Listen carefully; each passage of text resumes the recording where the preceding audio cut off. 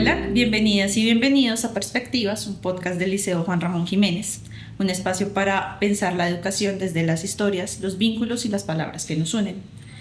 Hoy vamos a hablar de la literatura como una forma de vivir, de ver el mundo y de comprendernos. En el Liceo la literatura se comparte, se conversa y se encarna, y hace parte de un tejido que nos permite imaginar, pensar y sentir con nosotros y otras. Para hablar de la literatura estamos con nuestros dos invitados del área. ¿Les gustaría presentarse? Bueno, listo. Yo soy Juan Carlos Rodríguez, soy profesor de literatura actualmente de los grados noveno, décimo, undécimo. Llevo trabajando acá en el colegio como muchos años, muchos años. Creo que estoy a punto de cumplir 30 años de trabajo en el colegio. Y eso, no sabría qué más decir por ahora, ¿no? Mi nombre es Simón Dueñas, soy el segundo maestro del área de lengua y literatura y trabajo especialmente en el bachillerato básico, séptimo, octavo, y también ayudo a Juan Carlos en un curso del bachillerato alto. También llevo unos años en el área y en el liceo.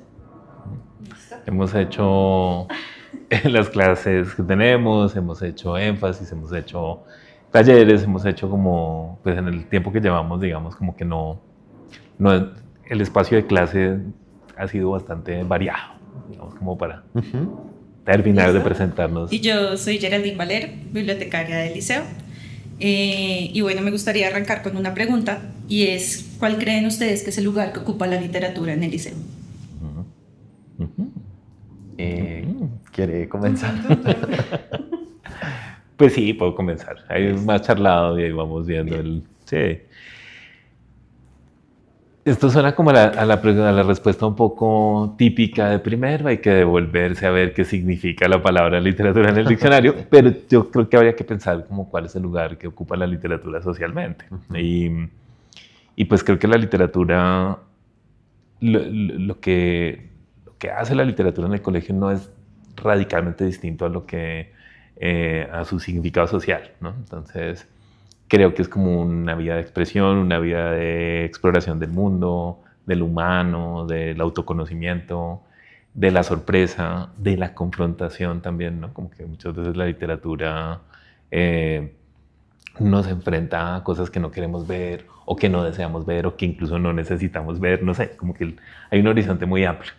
Entonces, creo que el lugar en el colegio es analógico, ¿no? O sea, es decir, como un lugar de encuentro, de reflexión, de exploración del humano, de afrontar preguntas que tal vez en un momento dado no nos hemos hecho, por un lado, y pues por el otro lado, como este lugar que yo creo que hemos defendido siempre en la literatura como un acto de placer, ¿cierto? No como de...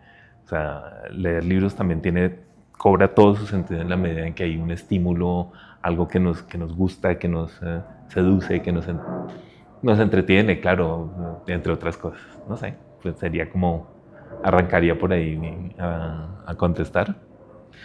Pues para complementar lo que comenta Juan Carlos, que estoy de acuerdo en términos generales con lo que dice, pienso que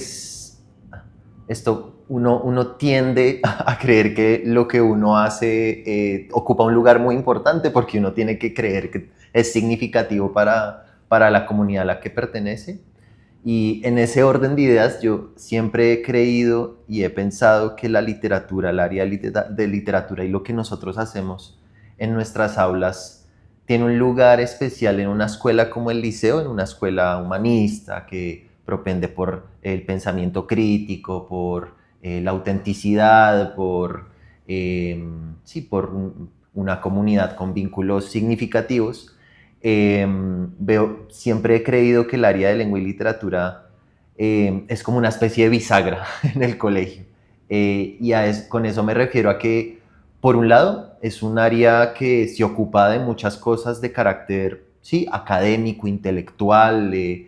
Pues los libros a uno lo retan en muchos sentidos en cuestiones de historia, a veces incluso de ciencia, de psicología. Es un área que tiene una versatilidad increíble porque depende del libro, pues uno puede terminar hablando de muchas cosas, ¿no? De astronomía, de filosofía, etcétera. Y al mismo tiempo tiene la bondad, que yo creo que todas las áreas la tienen, pero que el área de lengua y literatura la tiene de forma muy explícita, y es que además de esta cara más académica, más intelectual, más curiosa, más de un pensamiento crítico, también tiene claramente una cara artística, una cara más sensible, que alude más a los afectos, a lo estético.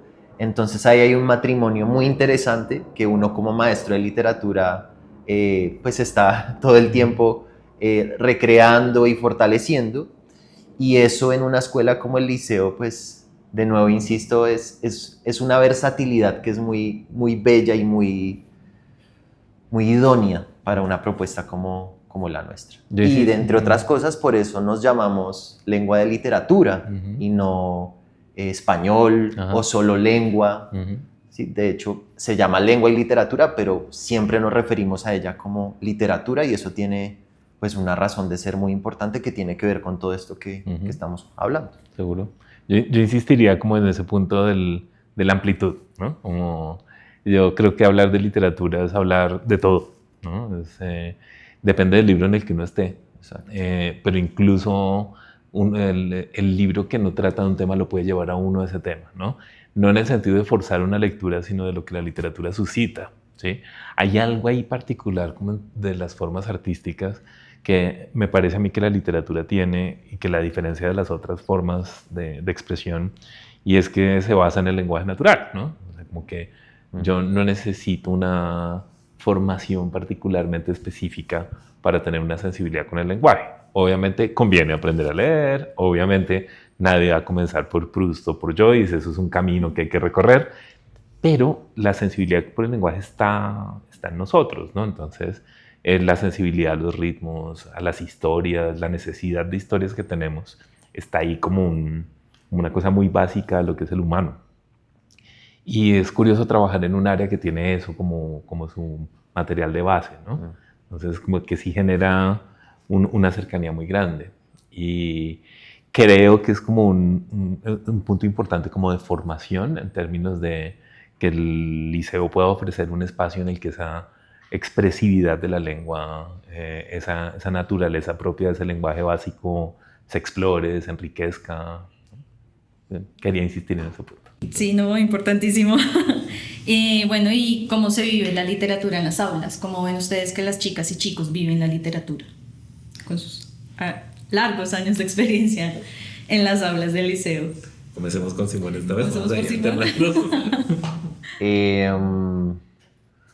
Bueno, pues hay experiencias distintas de acuerdo a el estudiante en particular y su relación con la lectura y con la literatura como tal, porque eso no es homogéneo, pero también hay experiencias distintas digamos, respecto a los grados que van cursando en el bachillerato, ¿no? La experiencia es distinta, tiene muchos matices en séptimo, que es donde nosotros comenzamos a trabajar, diferentes a un décimo, que pues, tiene sus matices. De todas formas, si hay algo que cobija a todo el bachillerato en las aulas, y de nuevo siguiendo con la idea que estaba explicando al comienzo, pienso que el área de lengua y literatura es un espacio que los estudiantes asumen con esa versatilidad que nosotros propendemos porque tengan.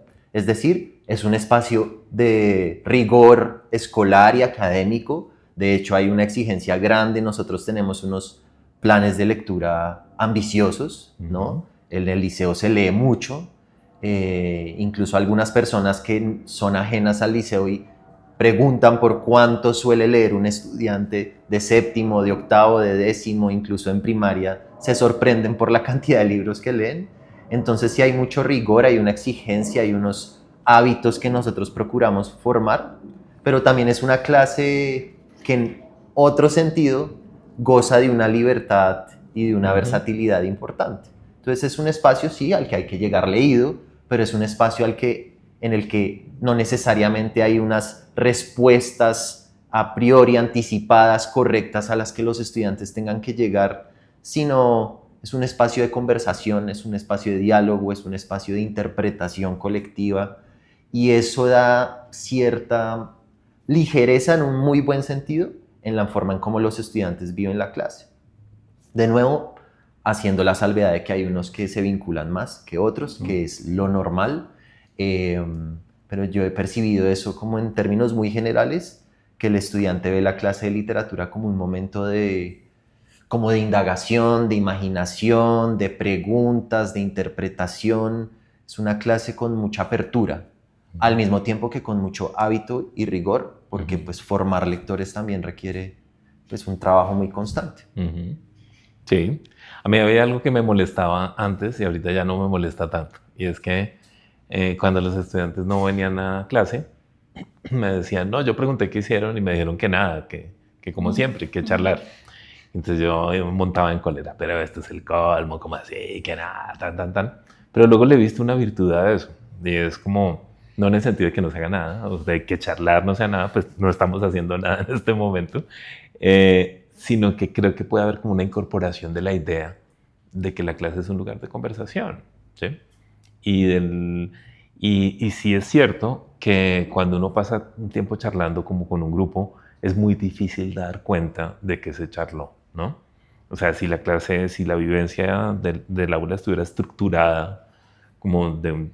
Si la clase de literatura requiriera una estructura muy rígida, fija, se da cuenta fácilmente de lo que ocurrió ahí. Pero creo que la apuesta que hemos hecho es que no la tenga, ¿cierto? Exacto. Y que sea eso, un espacio, obviamente hay que leer, hay que estar preparado. Coincido con que hay una cosa súper diversa en términos, sobre todo con los grandes con los que trabajo yo. Hay algunos que ya empiezan a no estar tan interesados o a no darle un lugar, el lugar que yo quisiera que le den a la literatura en su vida, en su tiempo libre, en lo que sea. Y se vuelve como un asunto de insistencia, no sé si nombrarlo como una negociación, pero sí de una insistencia y de empujar. Pero aún así, creo que se preserva esa idea del aula como espacio de conversación. Y una conversación, pues, por más pautada que esté, lo puede llevar a uno a cualquier lugar. Sobre todo si uno está leyendo pues si está hablando de literatura, ¿no? O sea, hablar de literatura pasa por muchos registros, desde la cosa más básica, elemental, anecdótica, hasta la superelaboración. Y yo creo que cada estudiante se mueve en el registro que el libro le abre. Bueno, ya que estaban hablando de los hábitos y un poco del interés de la lectura, ¿cómo conciben ustedes la formación de ese hábito lector? Pues estamos atravesados por muchas cosas, muchos distractores que tienden a alejar un poco a los chicos y chicas de la lectura. Este año se hizo algo que me pareció muy chévere, que fue agregar media hora de lectura en las mañanas para los estudiantes de bachillerato, cosa pues que ya se hacía y se hace siempre en la primaria. ¿Cómo vieron ustedes eso? ¿Se ayudó como en la formación del hábito? ¿Vieron más interés hacia la lectura, hacia lecturas que ellos quisieran hacer? No propiamente la lectura obligatoria del libro de literatura. Pues yo creo que a los tres nos pareció muy chévere. No, creo que a muchos estudiantes no les pareció tan divertido tener 30 minutos para leer. Para mí hubo una ganancia importante en la manera en la que los veo, ¿no? Como que uno pone un libro, ellos lo leen en su casa, algunas veces leemos un tiempo en clase, pero los vi un poco enfrentando lo que tiene que enfrentar un muchacho hoy para poderse concentrar en un libro. Y me hizo entender un poco más el tiempo en el que estamos, ¿no? Sí, es decir, como que veo que quitarse los audífonos, veo que dejar el teléfono es muy complicado para muchos, veo que, o vi que, por ejemplo, la idea del silencio, el de mantenerse en silencio en un espacio donde tengo unos amigos es muy difícil. Para muchos, me incluyo, a mí me cuesta trabajo mantenerme en silencio cuando estoy rodeado de personas que conozco y con las que me gusta charlar. Como que vi todo eso, ¿no? Y vi también algunos muy interesados en la lectura, ¿no? Entonces, creo que es un súper buen espacio, pero creo que necesita tiempo para incorporarse, para comprenderse. Recuerdo que cuando fui a la universidad, mi segunda paso por la universidad, la biblioteca se había vuelto un espacio muy ruidoso, porque en mi primer paso por la universidad, pues primero los computadores portátiles eran un exotismo, ¿no? Entonces la biblioteca era un lugar de libros, y esto sí es un fenómeno global. Las bibliotecas ya no son lugares de libros habitualmente o de solo libros. y como que encontrar el silencio que requiere la lectura. Me tocaba ir a la biblioteca de teología, que era el único lugar donde si uno levantaba la voz un poco. Entonces creo que también como experimento es muy valioso, ¿no? Hay unas cosas que hay que aprender y parece pues que estamos en un tiempo en el que está siendo difícil aprenderlas. Y una cosa que hay que aprender, o que al menos estamos convencidos de que hay que aprender, es a permanecer 30 minutos, pues yo diría que más, pero empecemos por 30 minutos sentado frente a un libro sin caer en la distracción más inmediata que uno puede tener. Digamos que ahí veo esa virtud de ese espacio. Bueno, yo agregaría a lo que dice Juan Carlos, también haciendo la salvedad que cada grado tiene sus matices, pero que esto que va a decir creo que cobija todo el trabajo del área respecto a la formación del hábito y el interés por la lectura. Y es que nosotros todo el tiempo habitamos en un dilema, en una especie de dilema. Porque por un lado la lectura requiere formación de hábito, constancia, y eso muchas veces necesita, sobre todo pues en la población adolescente con la que nosotros trabajamos, pues un acompañamiento adulto importante, ¿sí? Hay que presionar un poco para que esos hábitos se formen, así como uno no aprende a lavarse los dientes por obra y arte, por magia, pues así mismo pasa con cualquier hábito. La lectura es un hábito también y parte de nuestra labor es hacer el acompañamiento de la formación de ese hábito. Pues sí, propendiendo por la disciplina, por el seguimiento, planteamos metas de lectura. En algunas ocasiones este año, por ejemplo, estuvimos incursionando en unas planillas de seguimiento de lectura autónoma de los estudiantes. Eso es muy importante. Pero por el otro lado, y pareciera, e incluso creo que lo es muy explícitamente, como en contradicción con esa primera labor en la formación del hábito y el interés por la lectura, sabemos, y para nosotros es muy importante en el área, como lo decía Juan Carlos al comienzo, que la lectura sea algo placentero y que sea algo que genuinamente le interese a los estudiantes. Que puedan formarse ellos genuinamente, como incorporar genuinamente un interés por los libros, no necesariamente por los libros que a Juan Carlos y a mí nos parecen más interesantes, no tiene que ser ni siquiera literatura. A veces cuando un estudiante termina fascinado por la historia o por la ciencia, yo me doy por bien servido. Entonces siempre vivimos en ese dilema, ¿no? ¿Hasta qué punto tenemos que acompañar esta formación de hábitos más rigurosa y hasta qué punto tenemos que diseñar y pensarnos maneras de estar en la clase de literatura que sean más libres, que busquen más el placer, que busquen más la autonomía, la exploración de los intereses, ¿no? Y esa me parece una contradicción muy bonita porque es insalvable, no hay forma de solucionarlo. Venimos con eso desde que yo estoy aquí, yo me imagino que eso es una cosa que pasa siempre. En estos momentos está siendo más intensa esa tensión entre esas dos cosas, pero siento que precisamente esa tensión es la que hace que a uno le toca ponerse creativo todo el tiempo. Porque si fuese tan fácil como decir, no, pues pongamos siempre comprobaciones de lectura y los encerramos en el salón todo el día a leer, y el que no lea, mejor dicho, sí, hacemos algo, pues eso sabemos que eso así solito no es un camino que lleve a la formación de un lector libre, un lector apasionado. Lo sabemos, o pues tenemos esa convicción. Requiere de otras cosas. Entonces tenemos que todo el tiempo estar lidiando con esta tensión, y ahí es donde nuestro trabajo está todo el tiempo. Implica que en el área estemos pensando, bueno, ¿qué vamos a hacer este año? ¿Cómo vemos a estos estudiantes? ¿Qué tipos de libro le vamos a poner? Porque con Juan Carlos nos encantaría ponerles a leer El Quijote de la Mancha, La Odisea, Dorian Gray, a los grandes clásicos que nosotros consideramos ya desde una perspectiva muy adulta y también pues como lectores muy formados, que es la gran literatura, pero sabemos que muchas veces ese tipo de libros en los estudiantes no siempre despierta interés, ¿no? Ajá. Entonces tratamos en el diseño de los planes de lectura que sea balanceado, ¿no? Como pensamos, ok, este grupo lo vemos un poquito menos, con menos hábito lector, pongámosle un libro que creemos que los va a atrapar más y luego les ponemos un libro más exigente que a pesar de que los aburra, nosotros consideramos que es importante que lo lean.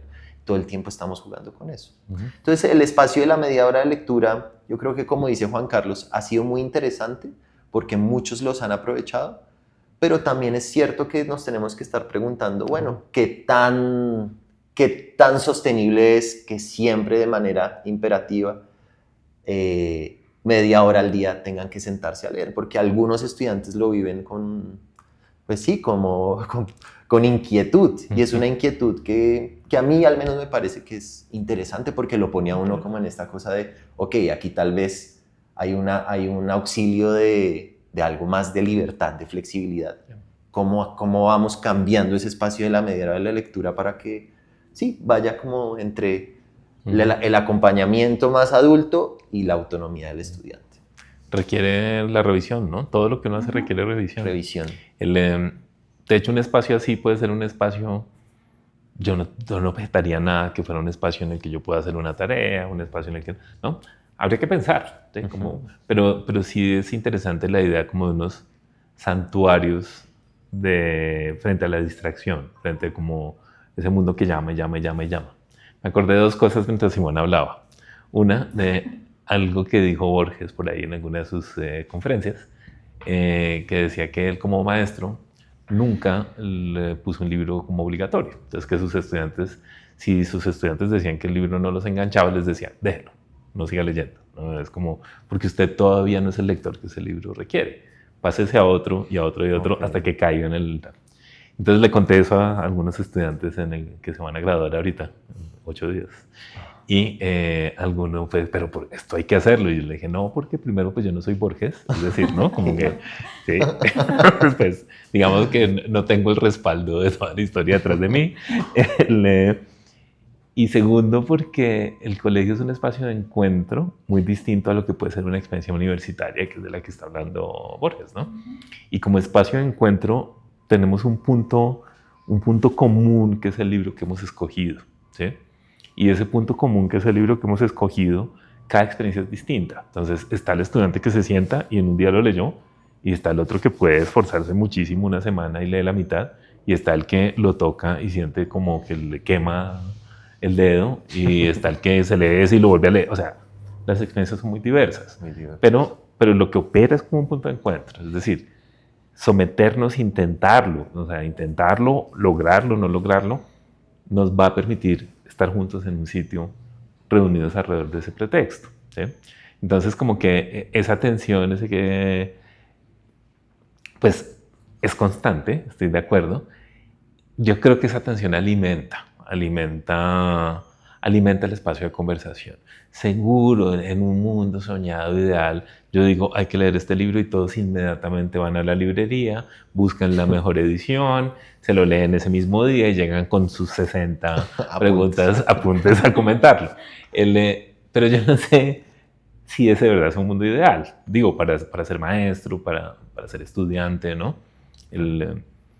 Pues seguro es un mundo ideal como para otras cosas, ¿no? Pero no para lo que uno espera que pase en un colegio, que es como vamos como en momentos distintos, vamos con posturas distintas. Hay una cosa que es un cliché, pero que por ser cliché no deja de ser cierto, y es que uno como maestro aprende mucho de sus estudiantes en registros muy variados, ¿no? Sí.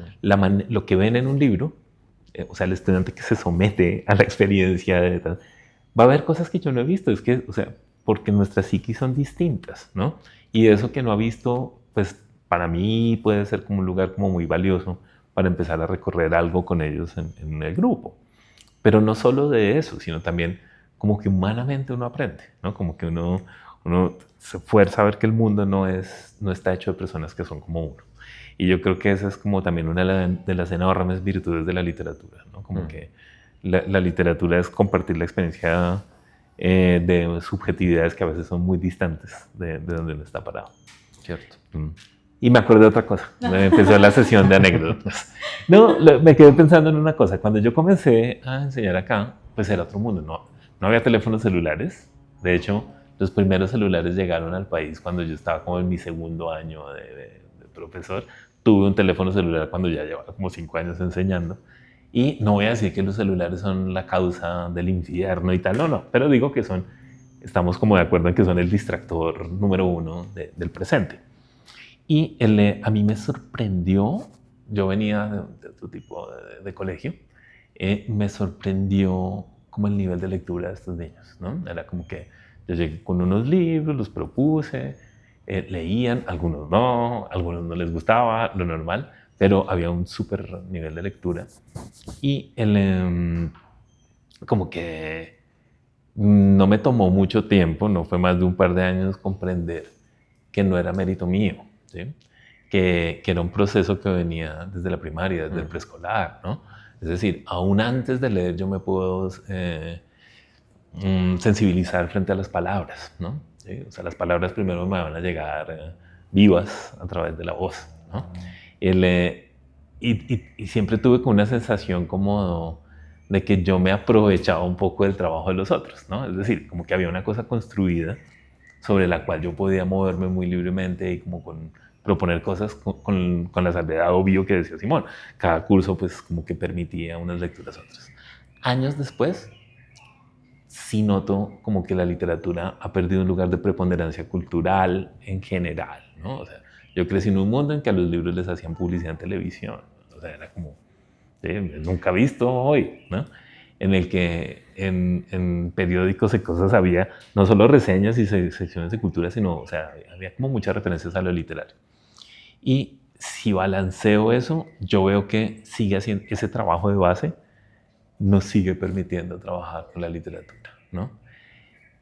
Quizá no como de esa forma tan uniforme, tan unánime que en algún momento hubo, pero frente a lo que yo veo hoy en el mundo y frente a los factores de distracción y frente a como una cierta indiferencia que me parece, de pronto soy muy negativo, empieza a tomarse como el lugar central que ocupó la literatura en el arte y la cultura popular. Creo que sí se puede seguir haciendo, o se puede seguir enseñando literatura, ¿no? Y creo que tiene que ver como con un proceso en el que nosotros estamos en el bachillerato recibiendo pues, niños que han hecho un camino ya antes bien variado y bien intenso. ¿Cierto? Y ahí yo aprovecharía para preguntarte sobre lo que pasa con los niños en la biblioteca primaria. Sí, me parece lindo darle el espacio acá de comentar cómo los niños desde kinder ya están interactuando con los libros. Ellos tienen sus bibliotecas, ellos hacen su salida a principio de año a comprar su libro personal para su biblioteca en el salón y ya empiezan a hacer un acercamiento a los libros y empiezan, bueno, a cogerlos como quieran, pero van poco a poco en su proceso hasta que terminan en primero. En primero arrancan su camino hacia la biblioteca, entonces empiezan a ir a sacar sus libros para leer y leer con sus papás o con sus amigos, y en la ruta van leyendo y entonces se sienten diferentes, se sienten más grandes y sienten que empiezan como a conocer mucho más del mundo a través de los libros que descubren en la biblioteca. Y es un proceso que creo que se mantiene también en la primaria. Pues para ellos la media hora de lectura sí es como sagrada, como ellos saben que llegan y abren su libro, o sea, el libro que tienen en sus bibliotecas, en sus salones, o el libro que están leyendo todos, o el libro que traigan de casa, porque muchos vienen con diferentes libros y viven la lectura. Creo que con ellos sí hay todavía está este imaginario muy lindo de que ellos viven la lectura, comparten entre ellos también lo que leen. Y la biblioteca, digamos que organiza un rincón lector en el cual pues algún lector o lectora invitado hace una lectura de un libro variado, diferente, pero pues que sea para los niños, un espacio para los niños en el cual ellos también ya se encuentran en una especie de club de lectura chiquitico y empiezan a comentar el libro, y es un libro que empieza como a irse de voz a voz en diferentes salones, y a veces llegan preguntando por el libro, si quieren ser lectores, como que ellos están un poco más con el ánimo de vivir la literatura. Y no digo que el bachillerato no, porque pues desde la biblioteca yo he podido verlos como a todos y ellos también tienen su forma de vivir la literatura, un poco ya solo guiada hacia sus gustos, sí un poco peleados con algunos libros que leen como obligatorios y tengo que leer para que Simón me diga que leí. Pero creo que Juan Ramón sí es un espacio que te permite vivir la literatura, te permite estar en ella, entrar en ella de otras formas. Pasa con el Club de Lectura de Maestros, que ya cumplió 3 años, y que un club de lectura se mantenga durante 3 años es... wow, casi no pasa. Y están también los mismos profes, pues se ponen en otro mood con la lectura. Entonces, aprovechar esa media hora de lectura, porque también es para nosotros. Aprovechar para leer ese libro. También somos ejemplos, o sea, si estamos leyendo el libro, pues los chicos también se empiezan a contagiar. Me ha pasado cuando he entrado a los salones. Y nada, también como hacer la literatura parte de nosotros, como estar con ella, y los profes, no importa que sea profe de matemáticas, de ciencias, la profe de primero, que hacen de la literatura parte de su vida y empiezan como a caminarla de forma más tranquila. Pero bueno, en la clase de literatura no solo se lee, también se escribe. Entonces, la escritura es también otro pilar muy importante acá en el liceo. Quisiera saber ustedes cómo conciben ese tejido que se da entre la literatura y la escritura. Simón. Ok, bien. Yo miré para otro lado, como bueno, que empiece Simón. Listo, la escritura. Bueno, claro, la escritura es el otro pilar del área muy importante. A veces nos preguntan, bueno, ¿y qué se hace en la clase de literatura? Leer, escribir y conversar. Básicamente. Esencialmente es eso. No hay más. Bueno, la escritura juega un rol muy importante porque, pues, una primera respuesta y muy evidente que es cierta, pero es parcialmente cierta, o sea, no arropa todo lo que significa la escritura, es que pues, claramente es un instrumento de comunicación fundamental, ¿no? Sí, es un instrumento de comunicación. También es un mecanismo para pensar, ¿no? Escribir no solo es necesito comunicar algo y lo voy a transmitir a través de un texto, eso es cierto, pero por eso digo es parcialmente cierto y es una habilidad, es una herramienta que uno como ser humano social tiene que formarse. Pero también la escritura, cuando uno escribe las cosas, las piensa distinto a cuando simplemente las verbaliza, ¿no? O sí, cuando uno las está comentando. El hecho de sentarte a escribir algo implica que lo tienes que pensar nuevamente, y no solo nuevamente, sino de una forma mucho más, yo diría, profunda y organizada. Y eso es un ejercicio educativo, pues yo creo que imprescindible, Esencial. no solo de la clase de literatura, todas las clases en el liceo tienen de alguna u otra manera, con distintos matices, esa responsabilidad. Y pues nosotros vemos muy claramente cómo el estar traduciendo al lenguaje escrito es un ejercicio intelectual muy importante y cognitivo también. Y adicional a eso, que esto sí es un matiz que empieza a ser más como que es un énfasis que tiene especialmente el área de lengua y literatura, aunque yo creo que muchas áreas también se sirven de esto, y es que no solo es una herramienta de comunicativa, de reflexión, de pensamiento más profundo, sino que también es una oportunidad para expresar cosas, ¿no?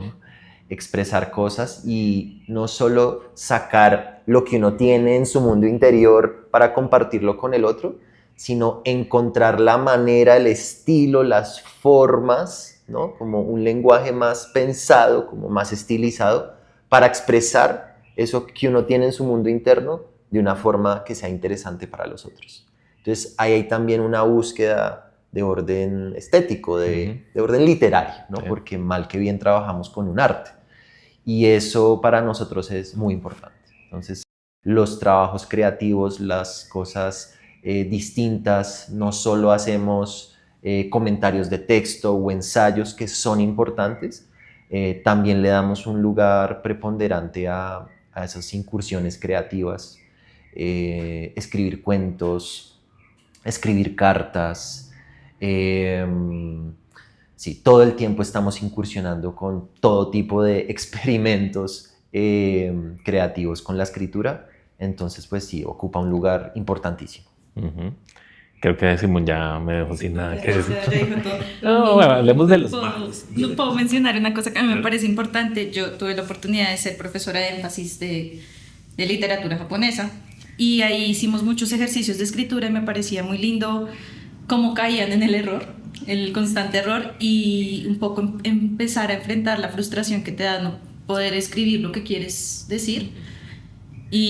Pero pues también está ya después todo lo gramatical, ¿no? Pues la ortografía, que esto, que no suena, que...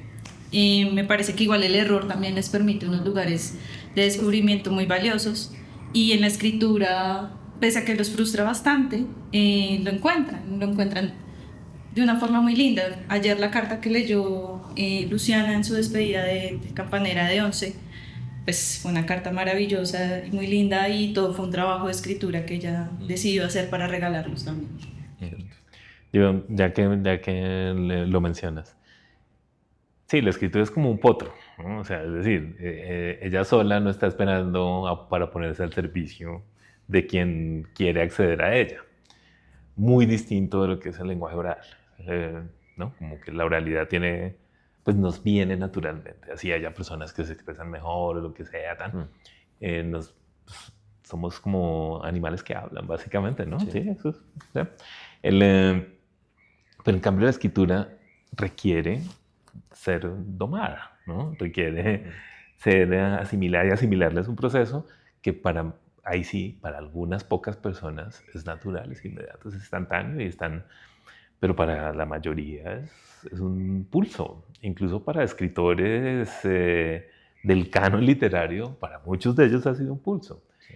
Y yo creo que ahí está parte de su gracia. Lo que pasa es que pues uno depende mucho como de los tiempos y la cultura en los cuales está inmerso. Entonces, si estamos inmersos en una cultura que no favorece mucho el esfuerzo, ¿no? Pues entonces como que cosas que nos van a costar tanto trabajo tal vez las descartemos fácilmente.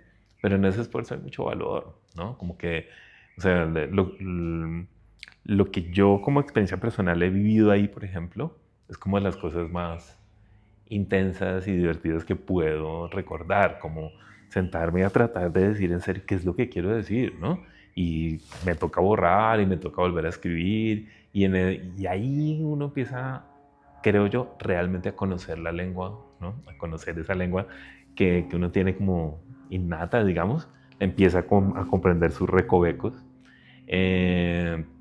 Hay también un proceso, como mencionaba Simón, de cognitivo muy importante, ¿no? De estructuración de pensamiento. Creo que lo que somos los humanos hoy es imposible desligar de la invención de la escritura, ¿cierto? ¿No? Es imposible. Se han perdido cosas en la oralidad, ciertamente, ¿no? Ciertamente. Ahí hay una cosa muy viva de la palabra que no creo que hayamos renunciado a ella, pero está en otros lugares. Pero entonces lo recordaba por lo que decía Simón, como de la estructuración de un pensamiento, ¿no? Y creo que es como parte de lo que una escuela tiene que hacer, ¿sí? Ahí sí me parece que es como una obligación. Y cada área tiene sus registros de formalización, ¿no? O sea, escribir no es el único, ¿no? Incluso escribir un cuento, incluso cuando el ejercicio es de escritura creativa, muy libre, y cuéntame, no sé, invéntate una historia, ¿verdad? El proceso, sí, es artístico, es sensible, pero también es un proceso tremendamente racional, ¿no? O sea, lo que está pasando ahí cuando uno se pone en la tarea de organizar esas piezas, pues es un ejercicio intelectual refinado, importante, ¿no? Bueno, ya que estamos yendo hacia esos lados de la conversación, hablemos un poquito del pensamiento crítico, y también, cosa muy importante en el liceo, cómo la literatura cultiva ese pensamiento crítico, y ustedes cómo lo ven en los libros que pues, leen en sus clases, en las conversaciones, y pues ya en los mismos escritos de los y las estudiantes. Bueno, ahí Marta Nussbaum al ataque, ¿no? Como sobre lo que significa estudiar humanidades en el sentido como de el pensamiento crítico, de la comprensión de los otros, ¿no? De los espacios de conversación. Pues una cosa que yo creo como básica, de la que creo que estamos orgullosos nosotros en nuestra área de literatura, es que desde hace bastante tiempo hemos apostado como radicalmente por la diversidad, ¿no? Como que o sea, nuestros planes de lectura tienen que variar en el tiempo, en la geografía, en lo cultural, en lo canónico, en el reconocimiento que ha tenido una obra, ¿no? O sea, sí, está Shakespeare, claro que está Shakespeare, pero también a veces hay libros que podrían ser como Venga en serio porque ponen eso, ¿no? Y es porque la idea es que el abanico sea amplio. ¿Mm? Intentamos, o sea, como que yo, para echarnos piropos, diría que nos viene naturalmente por el interés que tenemos por los libros y todo el asunto, pero también es una decisión, ¿no? También es como, venga, este plan de lecturas le está faltando como que señale a puntos que no hayamos recorrido. Y creo que ahí Simón y yo creo que compartimos como una postura en la que parte de hacer un plan de estudios, un plan de lecturas, es también que el maestro de literatura esté en ese proceso, ¿sí? Es decir, como que yo esté buscando conquistar terrenos desconocidos para mí. Si no, no es interesante, ¿no? Y si no, pues porque es que uno no les está enseñando literatura, uno está estudiando literatura con ellos, uno está leyendo con ellos, ¿cierto? Sí, yo creo que se enseña, eso está como mal visto ahorita decir que un maestro enseña, pero yo creo que uno enseña cosas. Ahora, el proceso es que estamos leyendo con ellos. Y entonces en esa búsqueda también uno a veces está en fronteras en las que no ha pensado. Y yo creo que eso puede ayudar a jalar, ¿no? Como a los estudiantes a lugares no contemplados antes.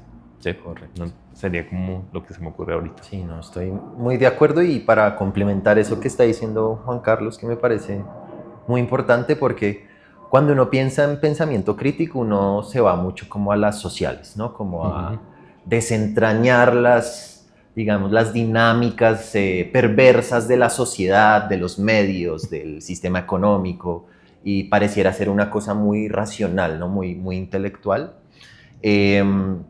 Cosa que yo creo que nosotros trabajamos indirectamente, pero el área de lengua y literatura, pues el trabajo que nosotros hacemos en el aula respecto a esto tiene un matiz de nuevo que a mí me parece muy interesante. El primero, que tiene que ver con lo que decía Juan Carlos, es primero el estarnos todo el tiempo retando, no solo a los estudiantes, sino a nosotros mismos como maestros, en ampliar el espectro de lo que consideramos es literario, es interesante, es pensable, ¿no? Eso es una búsqueda que con Juan Carlos hemos, como él lo decía, compartido de forma muy, sí, como muy íntima, y es, pues salgámonos de los lugares cómodos, ¿no? Si estamos, claro, fuimos a la universidad, llevamos leyendo Cervantes, Shakespeare, García Márquez, sí, bueno, los grandes autores del canon literario occidental, desacomodémonos, ¿no? En los últimos años hemos hecho un esfuerzo muy grande por leer más escritoras, leer también autores de geografías distintas, coreanos, japoneses, incluso hemos incursionado en literatura africana, experimentos que a veces salen muy bien, a veces no tanto, pero pues eso hace parte del ejercicio como de ampliar la mirada del mundo. Entonces, si uno como maestro se está retando todo el tiempo como a desacomodar, sí, como sus intereses, también permite que los estudiantes como que vayan cultivando esa relación más crítica con la lectura, que es no casarse con lo de siempre, no quedarse en el lugar cómodo y forzarse un poco a ampliar los gustos. También pasa mucho que los estudiantes a veces le piden a uno, ¿por qué no leemos el libro que es el bestseller que está ahorita de moda? ¿O por qué no leemos Harry Potter? ¿O por qué no leemos El Señor de los Anillos? ¿Por qué no leemos las novelas de Mario Mendoza? Y ahí nuestra reflexión siempre ha estado encaminada.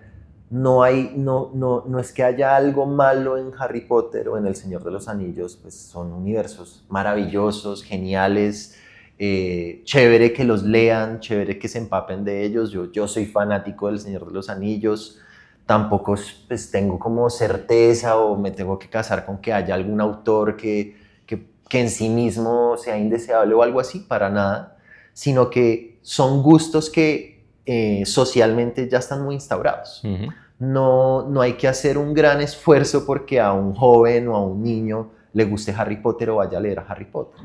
Ya en la cultura y en la sociedad hay todos unos mecanismos y hay unas dinámicas instauradas que llevan a los lectores a sus libros.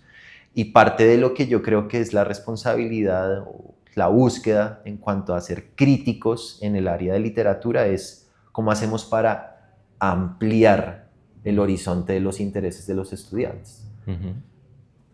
Sería muy fácil poner Harry Potter, la mayoría leería, estaríamos encantados al final del año, tuvimos unos maravillosos índices de lectura, pero ¿es esa la idea realmente? Ujú. Pues no. Ujú. La idea es, de nuevo, entrar en esta tensión, forzar el gusto, estar entre la incomodidad y el nuevo interés. Ujú. Y siempre estamos en esa lucha porque siento que el aporte de literatura para el pensamiento crítico no es una cosa meramente intelectual, sino también es cómo hacemos para ampliar, darle apertura a lo que el estudiante puede encontrar placentero y en lo que puede encontrar interés, que eso es algo que se cultiva y que se transforma. Si uno se casa con el interés actual de los estudiantes o con el interés de uno mismo, pues ahí se queda, como que se empieza a disminuir como la posibilidad de la experiencia humana. Y nosotros le apostamos mucho a la apertura.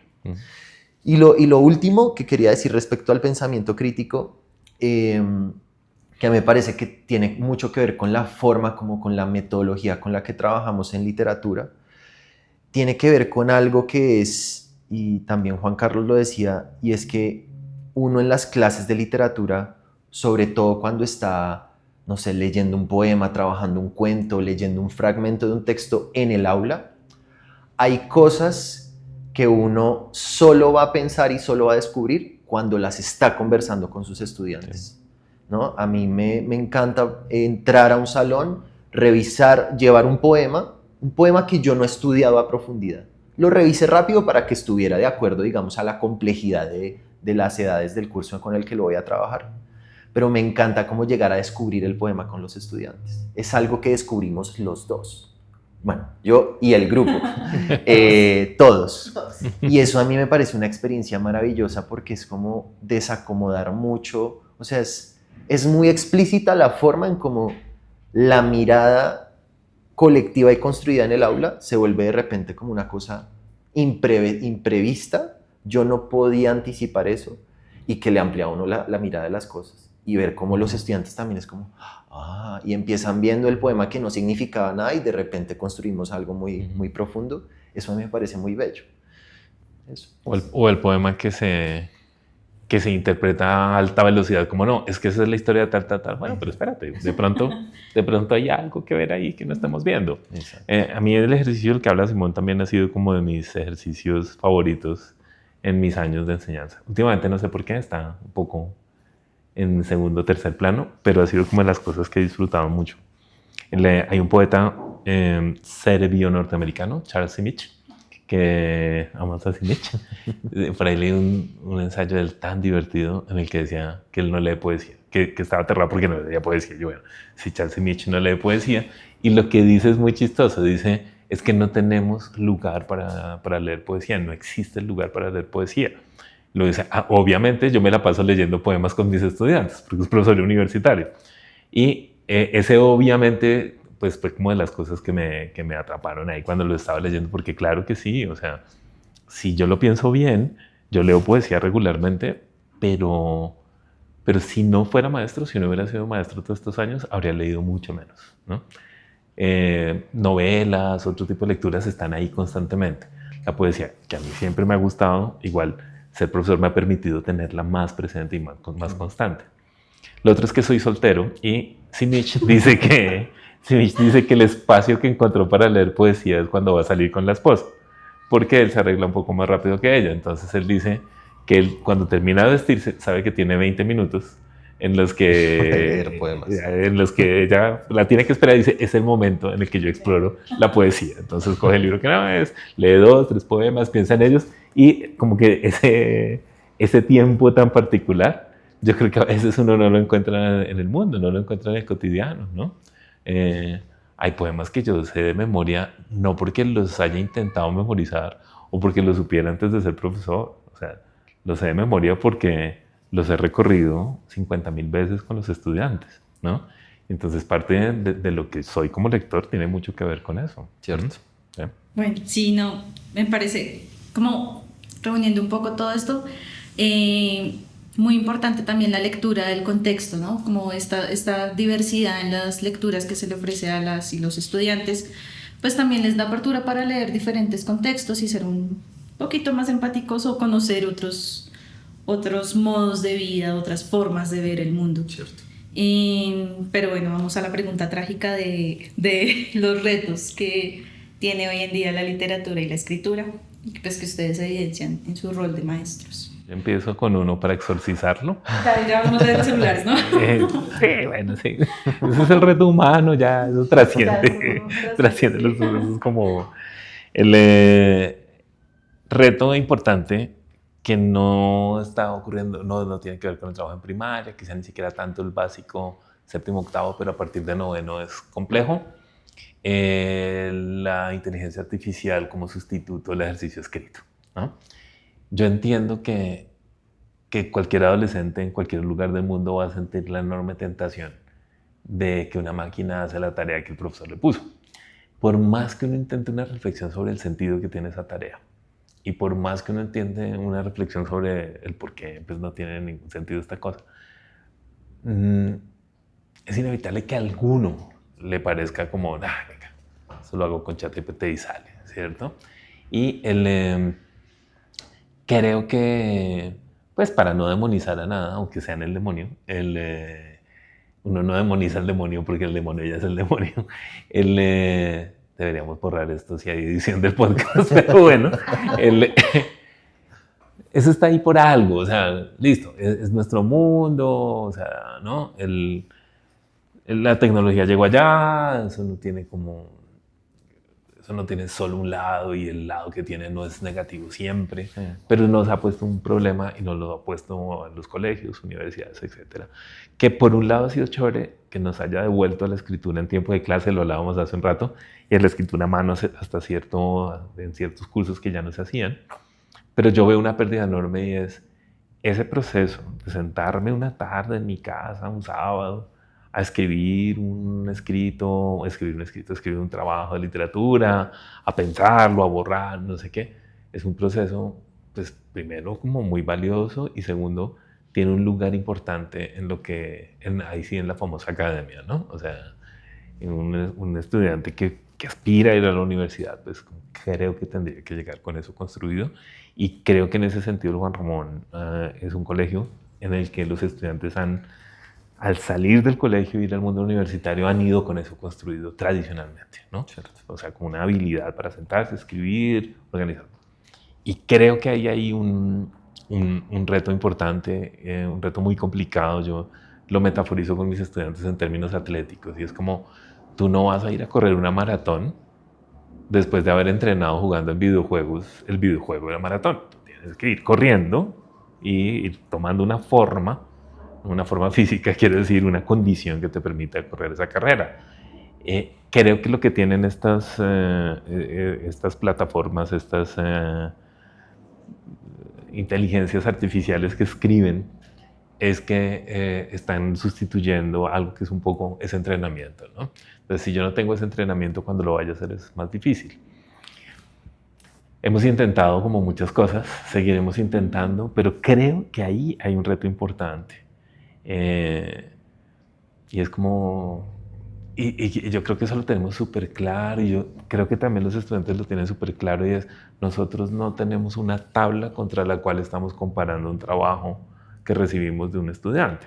Es decir, yo no recibo un escrito de un estudiante para verificar que cumple con tan, y entonces te fue bien, ¿no? Yo recibo un trabajo para ver qué hay allí. Y ellos saben que pueden entregar cosas, que tienen errores, que tienen fallas, eso que tú mencionabas hace un rato, como lo pueden hacer, pues porque la idea es que vamos a trabajar con eso.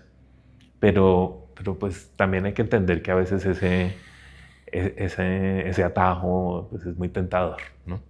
Y ese sería como el reto que yo veo en escritura como súper fuerte, sobre todo con los estudiantes del bachillerato alto, no décimo, undécimo.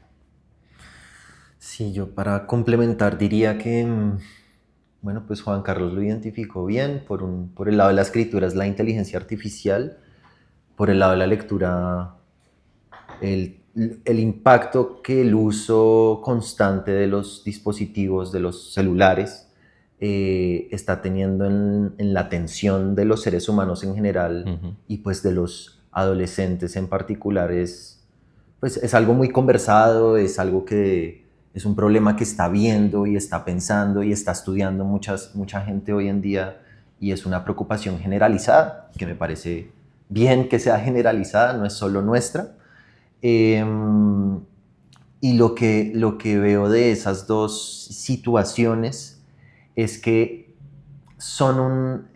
digamos, están precarizando, están afectando dos cosas que requieren, como lo hemos dicho a lo largo de toda esta conversación, mucho esfuerzo, ¿no?